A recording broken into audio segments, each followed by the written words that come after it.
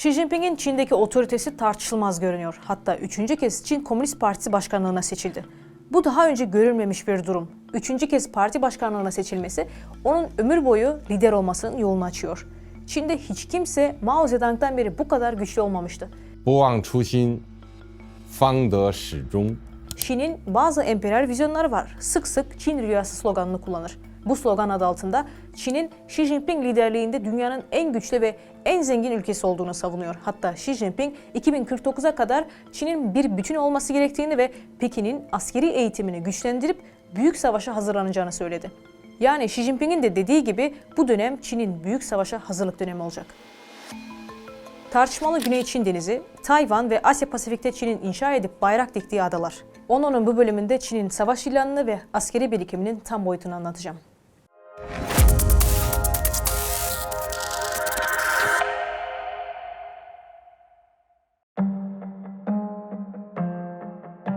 Xi'ye 3. dönemin yolunu açan oylamanın hemen öncesinde ilginç bir olay yaşandı. Xi Jinping'in selefi olan eski Çin Devlet Başkanı Hu Jintao, Çin Komünist Parti'nin 20. Ulusal Kongresi'nin kapanış töreninden görevliler tarafından zorla çıkarıldı.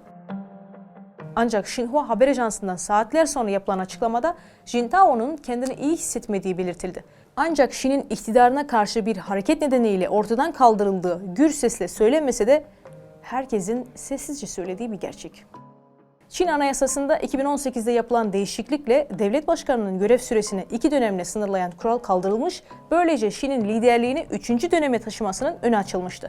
Yani Xi aynı Putin gibi anayasayı değiştirip hayatının sonuna kadar lider olacak. Ama kendi gücünü ispatlaması için yeni savaşlara ihtiyacı var. Sessizce ilerlemek Çin felsefesinin ana söylemi. Çin'in savaş ilanı bugün belirtilse de hazırlıkları çok önceden başlamıştı. Bundan birkaç yıl önce Çin lideri Xi Jinping bir söz vermişti. Halk Kurtuluş Ordusu'nu dönüştürme sözü. 2015'te Çin Komünist Partisi'nin liderliğini üstlenmesinden 3 yıl sonra Xi, ordusunu ABD ordusuna denk olacak dünya çapında bir savaş gücü haline getirmek için kapsamlı bir projeye girişti. Bu dönüm noktası için belirlediği tarih 2049'du. Ancak sadece 7 yıl sonra hayalini gerçekleştirme yolunda çoktan ilerledi.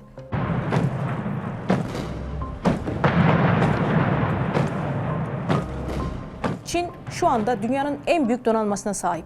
En yeni ve en güçlü savaş gemilerinden bazıları halihazırda kullanışta. Gizli savaş uçakları ve gizli bombardıman uçağı olan hava kuvvetlerine sahip.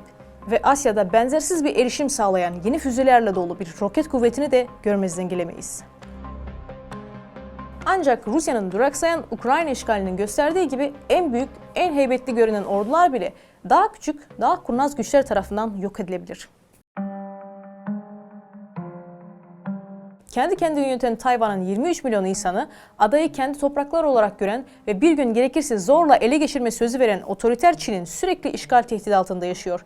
Geçen ay Çin Komünist Partisi anayasasına Tayvan'ın bağımsızlığına karşı çıkmak ve caydırmak politikasını kararlılıkla uygulamakla ilgili bir satır ekledi. Ve Çin bu formülle adayı yönetmeyi planladı. Çin Tayvan'a saldırırsa Tayvan'a savunma silahları sağlayan ABD için iyi bir haber olmayabilir. Diğer taraftan bu saldırıdan etkilenecek ülke coğrafi yakınlık bakımından Japonya. Tam da bu sebeplerden dolayı Çin'in bu tehdidine karşı ABD'nin yanıtı gecikmedi. In furthering tensions with China, the United States is reportedly set to send bombers, 6 B-52 bombers, to northern Australia. ABD, Avustralya'ya nükleer yetenekli bombardıman uçakları konuşlandırılacağını açıkladı. Atlantik'teki gücünü Pasifik'e kaydıran ABD, yeni bölgedeki yeni büyük savaşa hazırlıklarını arttırdı. Ancak bölgede olanları izlediğimizde Çin'in çoktan savaşa başladığını görmek mümkün. Çin, dünyanın en çok seyahat edilen nakliye şeritlerinden bazılarına test bölgeleri ilan etti ve Tayvan'a en az 4 füze fırlattı. Bazıları Japonya'nın münhasır ekonomik bölgesine indi. Çoğu analistler Çin'in bu yıl en kısa sürede Tayvan'ı işgal edebileceği konusunda uyarıyor. Çin, yapacaklarını söylediklerinden önce gerçekleştiriyor. Önce yapıyor, sonra açıklıyor. En azından son 20 yılda böyle hareket etti. A report the country recently tested a nuclear-capable hypersonic missile. Temmuz ve Ağustos 2021'de Çin ordusu yeni nükleer başlıklı bir hipersonik bombardıman sistemini denedi. Test ABD'yi hayrete düşürdü. ve Çin'in kapasitesinin daha önce bilinenlerin çok ötesinde olduğunu gösterdi. Bu hipersonik bir silah sisteminin test edilmesinde çok önemli bir olaydı. Bu gördüğünüz noktalar ise Çin'in Güney Çin Denizi üzerinde kurduğu askeri üsleri. Çin Komünist Partisi 10 yılını uçak savar sistemleri, radar dizileri, saldırı gemileri ve hangarlarla donatılmış son derece gelişmiş askeri üslere dönüştürmek için harcadı. Ve bu üsler düzinelerce asker barındırıyor.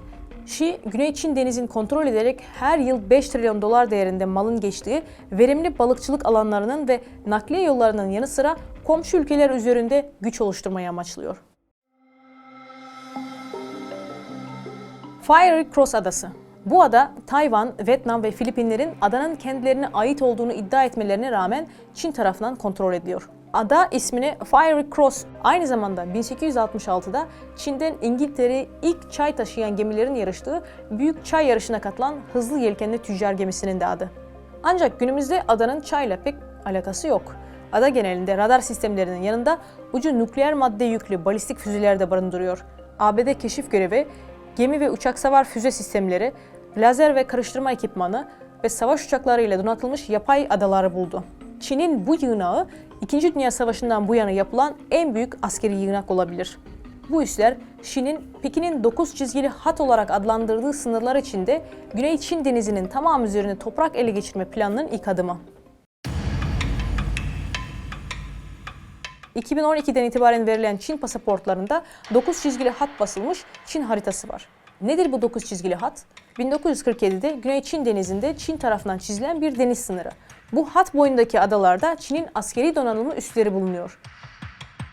2015'te Gaven Kayalığı'nda yani tartışmalı sularda Çin'in inşaat çalışmalarının fotoğrafları yayınlandı. Geçen yıl Çin'den Asya'daki diğer ülkelere sıkıştırmak için tasarlanmış bir saldırganlık eyleminde sıralar halinde birbirine bağlanan 200'den fazla teknenin fotoğrafları ortaya çıktı. Filipin hükümeti 29 Mart 2021'de Spratly adalarında 254 gemi ve 4 Çin savaş gemisinin fotoğraflarını yayınladı. Gemilerin Çin'in dediği gibi balıkçı tekneleri olmadığını iddia ettiler. Çin'in deniz milislerinin bir parçası, denizdeki silahlı güçleri olduğu ortaya çıktı. Ama Çin tekneleri bölgeden çekmeyi reddetti. Komünist Parti'nin yeni raporunun ana fikri şu: Çin'in odak noktası bundan böyle ekonomi değil, milli güvenlik olacak.